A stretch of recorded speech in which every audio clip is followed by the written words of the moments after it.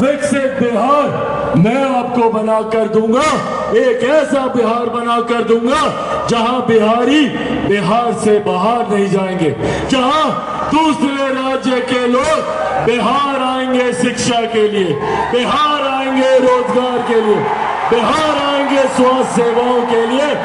ये बिहार मैं बना कर दूंगा, बस आप मेरा साथ दीजिए, ये वादा मैं आपसे करके जाता हूं। मैं भी सर पे कफन बांध के निकला हूं कि जब तक बिहार को विकसित राज्य नहीं बना दूंगा तब तक मैं भी चैन की सांस नहीं लूंगा। ये वादा आप लोगों से करके जाता हूं। हम चाहते हैं कि बिहार की हर एक महिला, हर एक बच्ची, हर एक बेटी, हर एक बहन को उसका हक, अधिकार, सम्मान के साथ मिले। बिहार फर्स्ट, बिहारी फर्स्ट चाहता है कि मेरे प्रदेश के युवाओं को शिक्षा के लिए, रोजगार के लिए बिहार छोड़कर बिहार से बाहर ना जाना पड़े, बल्कि आपको बेहतर शिक्षा, बेहतर रोजगार अपने ही राज्य में मिले, अपने ही जिले में मिले, अपने ही प्रखंड, अपनी ही पंचायत, अपने ही गांव में मिले। इस सोच के साथ बिहार फर्स्ट और बिहारी फर्स्ट आगे बढ़ने का काम कर रहा है। पर इन लोगों ने, पर इन विपक्षी दलों ने हम लोगों को एकजुट होता देख साम दाम दंड भेद पूरी ताकत आजमा दी कि किस तरीके से पुनः हम लोगों को बांटा जाए। बात बात पर हम लोगों को डराने का काम किया, बात बात पर हम लोगों के बीच डर और भय का माहौल उत्पन्न कर हम लोगों से वोट लेने का प्रयास ये राजनीतिक दल करते रहे। आज साथियों, अगर इनका एमवाई समीकरण है तो हम लोगों का भी एमवाई समीकरण है, पर हमारे एमवाई समीकरण में एम से महिलाएं हैं और वाई से युवा है। ये हमारी ताकत है। हकीकत है कि भारत एक साथ आजाद हुआ, भारत के तमाम प्रदेश एक साथ आजाद हुए, तो फिर क्या कारण कि कहीं दिल्ली बंबई जैसे चमचमाते शहर बने और वही हमारा प्रदेश बिहार जो आजादी के 75 साल के बाद भी एक पिछड़ा राज्य कहलाता है। कौन लोग जिम्मेदार हैं, किनकी जवाबदेही है, ये चुनाव वो जवाबदेही तय करने का समय है। ये चुनाव वो जिम्मेदारी को स्थापित करने का समय है। और उन लोगों को, जिन लोगों ने बिहार को आजादी के 75 सालों के बाद भी बिहार को पिछड़ा बनाए रखा, उन लोगों को जवाबदेह करने का समय है। साथियों, आज सबसे बड़ी विडंबना हमारे राज्य की जिस तरीके से हम लोगों को बांटा जाता है। आप चले जाइए किसी भी दूसरे राज्य में, उस राज्य के लोग एकजुट होकर, एकत्रित होकर अपने राज्य के विकास की बात करते हैं। पर दिक्कत ये कि हमारे राज्य में कई ऐसे राजनीतिक दल और कई ऐसे राजनेता हैं जो हमें सिर्फ जात पात धर्म मजहब में बांटने की राजनीति करते हैं। हमें बांटकर वो अपनी राजनीतिक रोटियां सेकने का काम करते हैं। बिहार की एक पुरानी पार्टी जिसको लंबे समय तक 15 साल तक मौका दिया बिहार की सत्ता में काबिज होने का, बिहार की जनता ने लगातार 15 साल तक राष्ट्रीय जनता दल उनके नेताओं पर विश्वास किया, पर बदले में उन्होंने क्या किया? बदले में हमें सिर्फ जात पात धर्म मजहब में बांटने का काम किया। वो बांटते गए, हम बंटते गए, वो अपनी राजनीतिक रोटियां सेकते गए और हमारे घर बर्बाद होते गए। आज कितने घर से वो हमें जातीयता और सांप्रदायिकता में बांटकर अपनी राजनीतिक रोटी सेकने का काम करते हैं। क्या कहते हैं राष्ट्रीय जनता दल वाले कि हमारा एमवाई समीकरण है। क्या है भैया एमवाई समीकरण? सांप्रदायिकता और जातीयता में प्रदेश को बांटने के नाम को इन्होंने एमवाई समीकरण कहने का काम किया। साथियों, अगर इनका एमवाई समीकरण है तो हम लोगों का भी एमवाई समीकरण है। पर हमारे एमवाई समीकरण में एम से महिलाएं हैं और वाई से युवा है। ये हमारी ताकत है। युवा जो देश की सबसे बड़ी आबादी है और महिला जो देश ही नहीं दुनिया की आधी आबादी है। साथियों, इसकी सोच के साथ बिहार फर्स्ट, बिहारी फर्स्ट आगे बढ़ने का काम कर रहा है। जब मैं गया जी की धरती पर यहाँ पर मौजूद हूँ, याद कीजिए वो लोकसभा का चुनाव क्या कहते थे ये विपक्ष के दल नेता, ये राष्ट्रीय जनता दल, कांग्रेस वाले किस तरीके से लोकसभा के चुनाव में हम लोग को डराने का काम करते थे। कहते थे कि भैया अगर केंद्र में तीसरी बार एनडीए की सरकार आ जाएगी तो आरक्षण समाप्त कर दिया जाएगा, लोकतंत्र की हत्या कर दी जाएगी, संविधान समाप्त कर दिया जाएगा। आज 1 साल से ज्यादा हो गया हम लोग की केंद्र की सरकार को।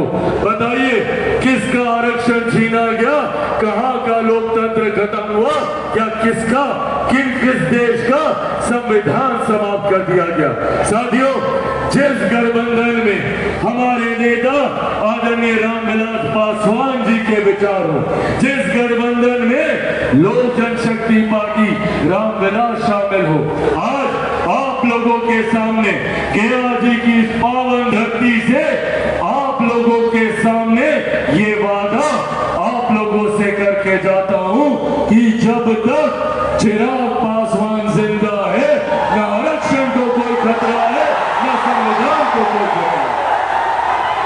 पर हाँ, खतरा है तो इन विपक्षी दल के नेताओं से, ऐसे राजद कांग्रेस के नेताओं से जो बात बात पर हम लोगों को बांटकर अपनी राजनीतिक लाभ उठाने का प्रयास करते हैं। साथियों, आज जब बिहार फर्स्ट, बिहारी फर्स्ट महिलाओं के सम्मान की बात करता है, बुजुर्गों के सम्मान की बात करता है, युवाओं के हक की बात करता है, किसानों की बात करता है, मजदूरों की बात करता है, तो इन लोगों को बिहार फर्स्ट, बिहारी फर्स्ट को समाप्त करने की साजिश रचने का काम करते हैं। ये लोग नहीं चाहते कि चिराग पासवान एक सांस में 14 करोड़ बिहारियों की बात करे।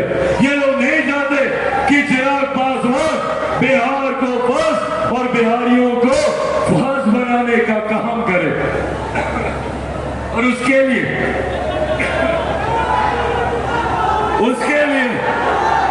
इन्होंने हर संभव प्रयास किया चिराग पासवान को समाप्त करने का।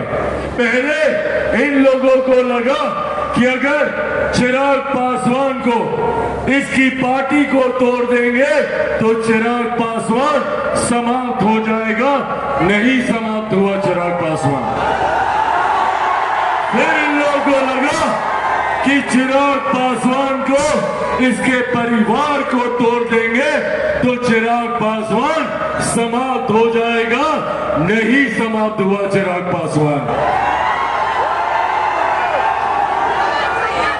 फिर इन लोगों को लगा कि चिराग पासवान को इसी के घर से, इसकी मां बूढ़ी नानी के साथ इसका सामान उठा के सड़क पे फेंक देंगे तो चिराग पासवान समाप्त हो जाएगा। नहीं समाप्त हुआ चिराग पासवान। अब तो डर इतना ज्यादा कि भैया चिराग पासवान को बम से ही उड़ा दो, चिराग पासवान समाप्त हो जाएगा। नहीं समाप्त हुआ चिराग पासवान। क्योंकि जो लोग ये सोचते हैं कि इन बातों से चिराग पासवान समाप्त हो जाएगा, वो लोग भूल जाते हैं कि चिराग पासवान शेर का बेटा है, रामविलास पासवान का बेटा है। भैया ना डरने वाला हूँ ना झुकने वाला हूँ, और डर तो मुझे किसी से नहीं लगता जितनी ताकत आजमानी आजमान।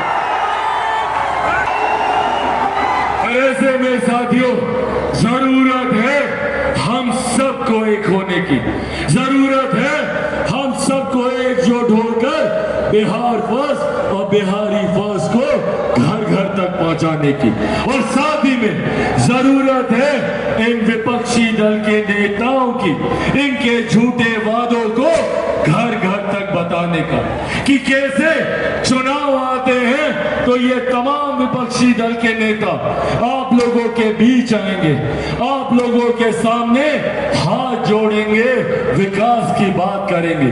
पूछिए जब 15 साल दिए थे 90 के दशक में, क्यों बिहारी युवाओं को मजबूर होना पड़ा बिहार से पलायन करने के लिए?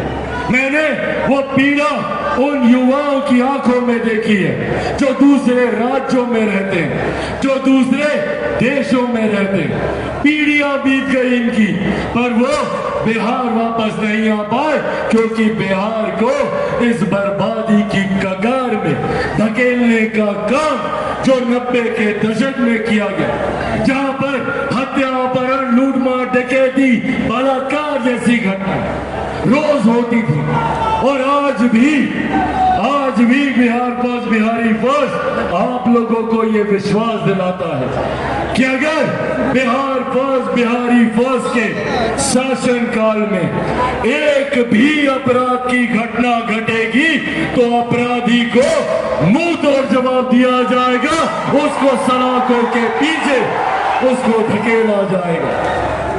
आपराधिक घटनाएं 90 के दशक में घटती थी, वो भी स्वीकार नहीं थी, और अगर आज भी घटती है तो ये भी स्वीकार नहीं की जाएगी।